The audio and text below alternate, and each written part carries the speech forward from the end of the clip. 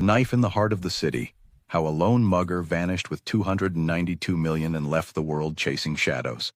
What if the biggest heist in British history wasn't a daring vault break or a high-tech hack, but a simple street mugging in broad daylight? Picture this: a quiet alley in London's financial powerhouse, a 58-year-old courier strolling with a briefcase that could buy empires, and a shadowy figure with a knife who strikes like lightning, snatching nearly £300 million in untraceable wealth.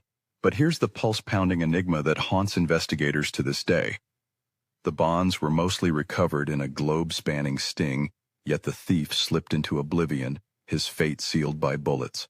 This is the City Bonds robbery of 1990, a tale of greed, gangsters, and ghostly loose ends that exposes the fragile trust at the core of global finance. Strap in, we're unraveling a thriller where the real crime might be the secret still buried. London, 1990, the square mile's golden underbelly. To grasp the audacity of this robbery, rewind to the City of London in May 1990, a throbbing heart of world finance, where skyscrapers loomed over ancient streets and billions flowed like Thames water. This wasn't the digital era yet. Electronic transfers were nascent, so couriers like John Goddard trudged between banks and brokers, hauling physical fortunes in briefcases. Bearer bonds were the stars here. Unregistered certificates as good as cash, payable to whoever held them. No names, no traces, just pure portable power. Governments and tycoons loved them for anonymity, but that made them a thief's dream. The city was a pressure cooker of opportunity.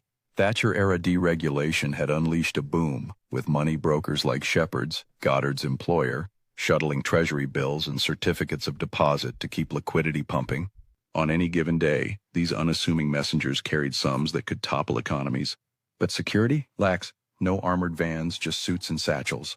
It was a system ripe for exploitation, and on May 2, 1990 at 9:30 a.m., exploitation struck with chilling precision. The courier's fateful walk. Bonds worth a kingdom. Meet John Goddard, a sturdy 58-year-old everyman, reliable as Big Ben, employed by Shepherds to ferry valuables through the city's labyrinth. That morning he stepped out with a briefcase containing 301 bearer bonds, 12.19 million in certificates of deposit, and 170 million in HM treasury bills, totaling 29.19 million over 838 million today, adjusted for inflation. These weren't scraps. Each bond was £1 million ticket to riches, redeemable anywhere by the bearer. Nicholas Lane, a narrow alley off Lombard Street, was his route, a forgotten vein in the financial beast. No crowds, no cameras, just echoes and opportunity. Suddenly, a man in his 20s, described as scruffy, with a knife glinting, lunged from the shadows. "Give me the case or I'll stab you," he snarled.